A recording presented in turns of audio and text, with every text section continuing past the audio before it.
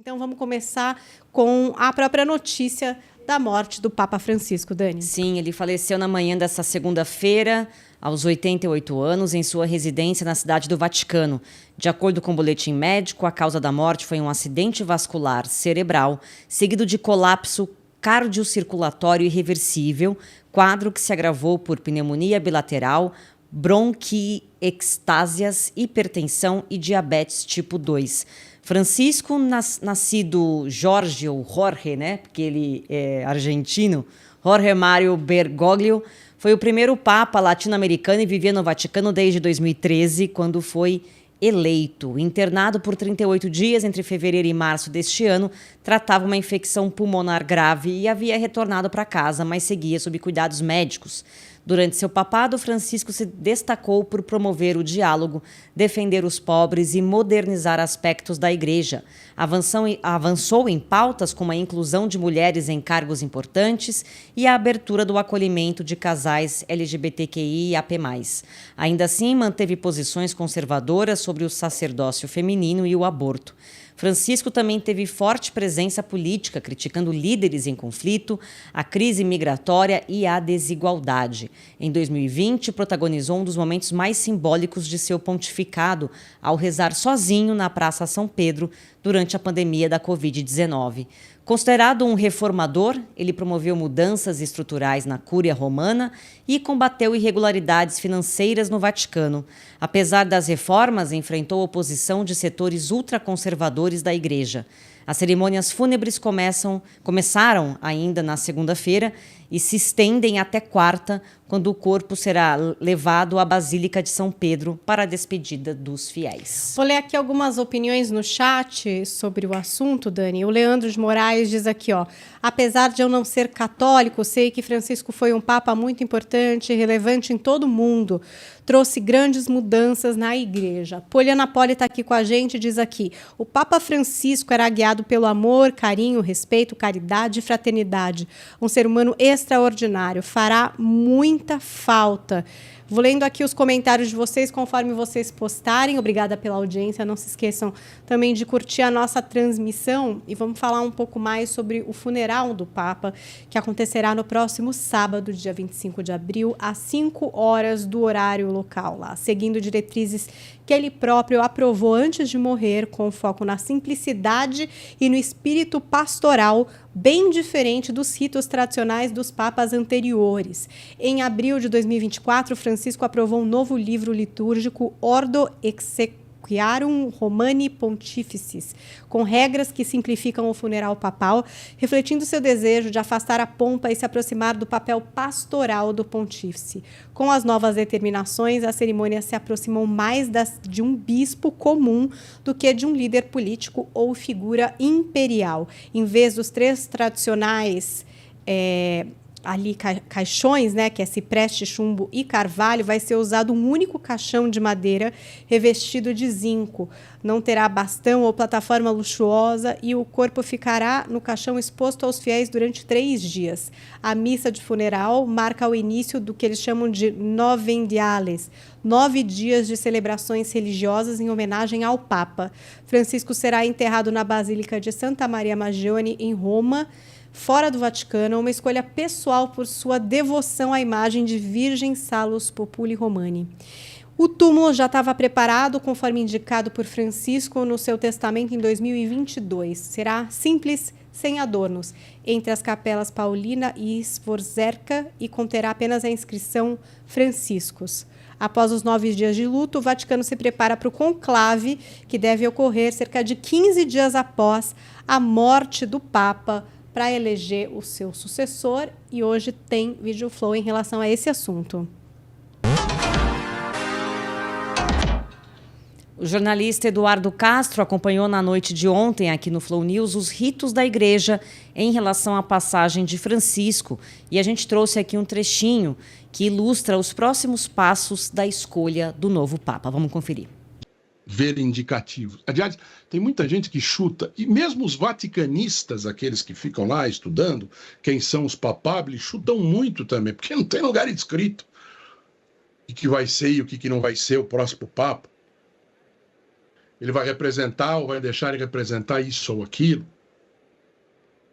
Se sabe é que pode ser qualquer um, a escolha do Espírito Santo. E eu estava falando aqui, acabei me interrompendo, Dom Geraldo Magela, que me explicou. Quando você fala que é o Espírito Santo que escolhe, não é que eles ficam olhando para o céu, esperando um sinal divino que caia escrito na testa.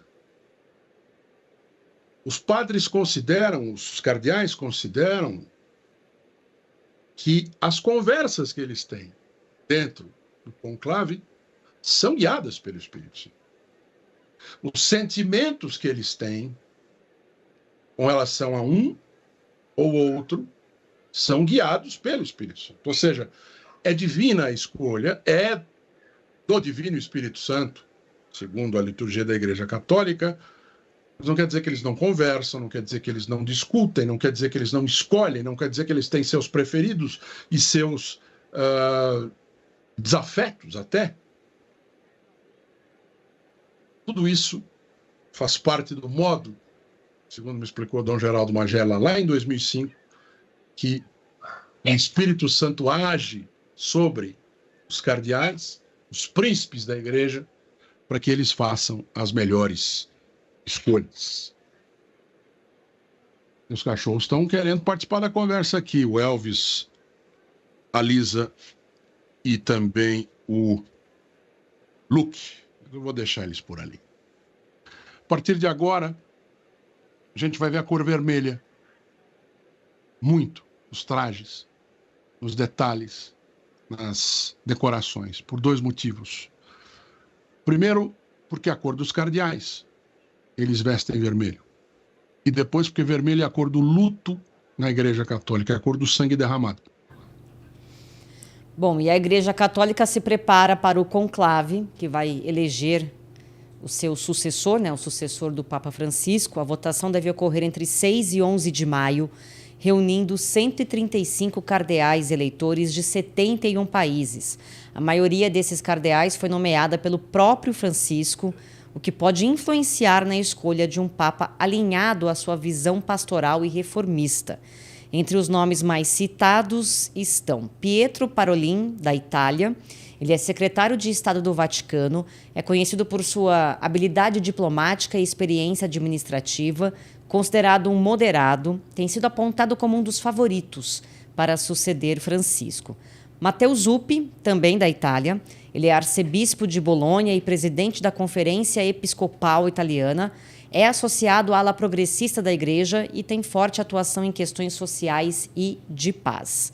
Luiz Antônio Tagli, de Filipinas, é pró-prefeito do Dicastério para a Evangelização. Ele é visto como um continuador das reformas de Francisco e poderia se tornar o primeiro Papa asiático. Peter Erdo, da Hungria, ele é arcebispo de Esztergom, Budapeste, é respeitado por seu intelecto e alinhamento com a ala conservadora da Igreja. Robert Sarah, do Guiné, ex-prefeito da Congregação para o Culto Divino, é uma figura proeminente entre os tradicionalistas e crítico de algumas reformas de Francisco. Jean-Marc Avelin, da França, ele é arcebispo de Marsella, é conhecido por seu compromisso com o diálogo interreligioso e questões sociais, representando uma opção progressista. Outros nomes mencionados incluem Fridolin Ambongo, da República Democrática do Congo, Pier Battista Pizzabella, da Itália, José Tolentino de Mendonça, de Portugal, refletindo a diversidade geográfica e teológica dos colégios dos cardeais. Vamos aguardar. Tem um monte de gente citando aqui o filme Dois Papas, que está na Netflix, ou citando também Conclave, que está no Prime Video. E aí acho que é importante a gente entender o que é ficção Sim. e o que é realidade, né? Conclave tem ali algumas coisas que realmente são muito parecidas com a realidade. Confesso que ontem uma cena que acabou sendo mostrada, daquele momento em que se lacra o quarto, né, do Papa, que é o momento inicial também do filme Conclave. Aquilo me deu um arrepio, assim, um mal-estar, sei lá. Uma aflição de ver, né? Foi uma aflição. Mas aí, em relação a todos os ritos, a quem são essas pessoas e tal, gente, não confundam também. Ficção é uma coisa, vida real é outra. São dois filmes muito bons. São muito Dois bons. Papas e o Conclave, mas vamos tomar cuidado com isso daí. É isso mesmo. E aí, o que estava acontecendo ali na igreja também era esse processo de canonização do Carlo Atticus, que é conhecido como padroeiro da internet. E essa canonização, gente, foi suspensa após a morte do Papa Francisco, claro, né? A cerimônia estava marcada para o próximo domingo na Praça São Pedro, mas o Vaticano ainda não divulgou uma nova data para a oficialização do primeiro santo da geração Millennium, o Carlo que morreu em 2006, aos 15 anos, vítima de leucemia, que ficou famoso pela sua fé e a habilidade de usar a tecnologia para propagar ali os ensinamentos da igreja. Ele criou um site para catalogar milagres e para divulgar conteúdos cristãos na internet. Em 2020, ele foi beatificado após o reconhecimento de um milagre no Brasil, onde uma criança doente teria sido curada ao tocar uma roupa com seu sangue. Nesse ano, o Vaticano reconheceu um segundo milagre atribuído a ele, a cura de uma jovem da Costa Rica depois de um acidente.